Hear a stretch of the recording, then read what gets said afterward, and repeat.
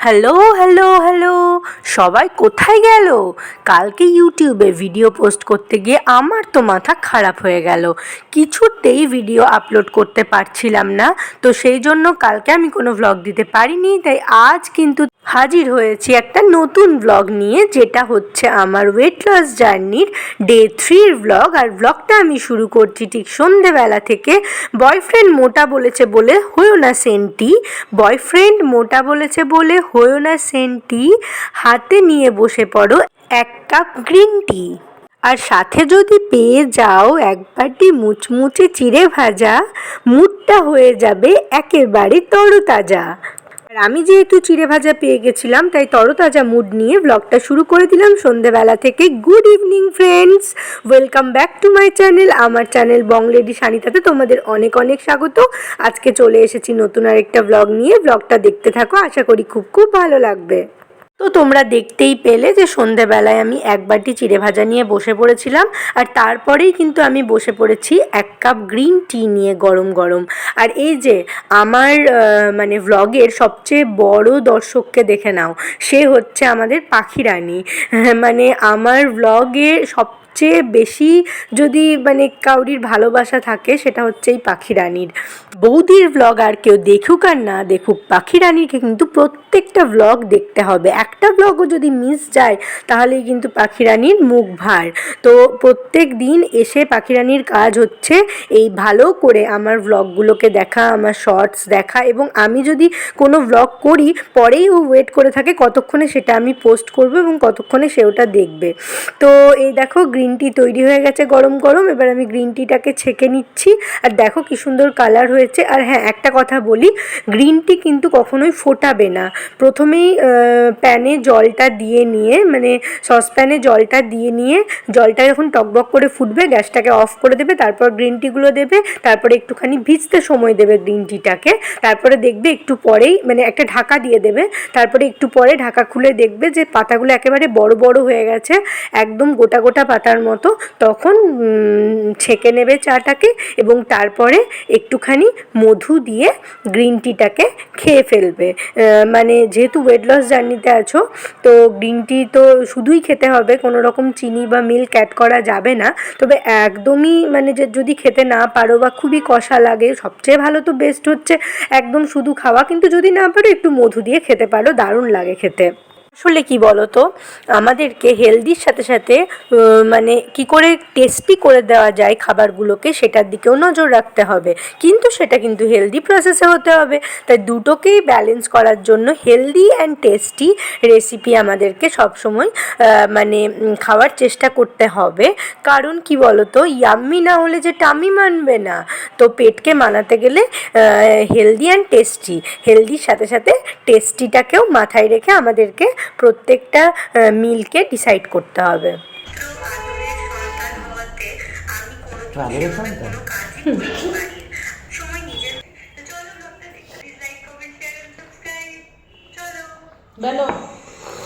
By the way, ভয়েসটা চিনতে পারছো? হ্যাঁ হ্যাঁ, আমারই ভয়েস, আমারই ভ্লগ দেখছে পাখি রানী। বললাম না যে ওর বৌদির সবকটা ভ্লগ দেখা চাই। তো যাই হোক, দেখছো এখন আমাদের বাড়ির সবাই কেমন একটা কবি কবি হয়ে গেছি, আমিও কেমন একটা কবি কবি হয়ে গেছি। সঙ্গে আবার আমার মামুনির কথাটা নোটিস করলে, যে যখনই আমি বললাম ব্লগটা দেখতে থাকো চলো, তখনই মামুনি বলল বেলো, মানে দীপাবেশীকে বললো রুটি বেলো। তো এরমভাবেই যেন আমরা দিন দিন কবি হয়ে উঠছি। তারপর দেখো আমি বসে পড়েছি করতে আমার অনলাইন ক্লাস। তবে অবশ্যই খেয়ে জল 1 গ্লাস, মানে অবশ্যই মাঝে মাঝে কিন্তু 1 গ্লাস করে জল খেতে ভুলো না, কারণ নিজেকে হাইড্রেটেড কিন্তু রাখতেই হবে, আর তার জন্য কিন্তু জলের কোনো বিকল্প হয় না। আর এই ক্লাসটা করতে আমার লাগে ভারী বেশ, যদিও গল্প হয় বেশি আর পড়া হয় লেস। তবে ক্লাস করতে করতে আবার খেয়ে ফেলো না 1 প্যাকেট লেস, তাহলে কিন্তু হয়ে যাবে তোমার ওয়েট লস জার্নি পুরোপুরি মেস।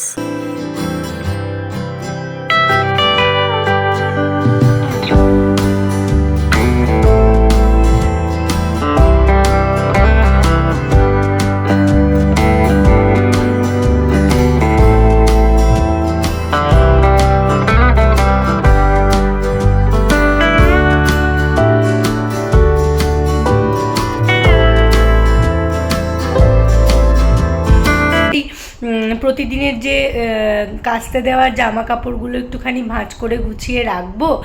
আর দুটো শাড়ি আর কি দুদিন মানে পরা হয়েছে। আর আজকে বিকেলে তো তোমরা দেখতেই পেলে যে আমি একটা শর্টস আর কি ইউটিউব শর্টস শ্যুট করেছি, তো তার জন্য আমি একটা শাড়ি বার করেছিলাম। তো সেই শাড়িটাও একটুখানি মানে হাওয়ায় রেখেছিলাম, তো এবার সেগুলোকে গুছিয়ে ভরে দেবো। আর শীতকাল তো প্রায় চলে যেতেই বসেছে, তো খুব যে অতিরিক্ত ভারী ভারী উলের সোয়েটার এগুলো তো আর লাগবে না মনে হচ্ছে। ভালোই গরমের একটা আমেজ চলে আসছে, শীতের আমেজ গিয়ে। তো গরমের আমেজটা বললে কেমন লাগে, শীতের সাথেই যেন আমেজটা ভালো মেলে বলো। তো যাই হোক, এবার তো শীতের জামা কাপড়গুলোকে এবার মানে অবসর দিতে হবে, আর গরমের জামা কাপড়গুলোকে আবার কাজে লিপ্ত করতে হবে। তো সেই জন্য শীতের জামা কাপড়গুলোকে আপাতত এখন মানে ভাঁজ করে মানে ভরে দিয়ে গরমের জামা কাপড়গুলোকে এখন মানে আহ্বান করতে হবে। মানে শীতের জামা কাপড়গুলো এখন গরমের জামা কাপড়গুলোকে এই গানটাই করে শোনাচ্ছে, তোমার হলো শুরু আমার হলো সারা। এই হচ্ছে অবস্থা এখন শীতের জামা কাপড়গুলোর আর গরমের জামা কাপড়গুলোর। তো শীতের জামা কাপড়গুলোর মানে সারা হয়ে গেল, এবার গরমের জামা কাপড়গুলো শুরু। তো সেই সবের অনেক কাজ আছে, শীতের জামা কাপড়গুলোকে ভরে রাখতে হবে, গরমের জামা কাপড়গুলো বার করতে হবে। আর প্রত্যেকটা শীতের জামা কাপড় একটু একটু করে কাচতে দিচ্ছি আর কাচতে দিয়ে ভরছি। তো এটা এখন একটা বড় কাজ। এই সময় তোমাদের কার কার আর এই কাজে লিপ্ত হতে হচ্ছে প্রতিদিন আমাকে প্লিজ কমেন্ট করে জানিও। তো বন্ধুরা চলো দেখতে থাকো ব্লগটা।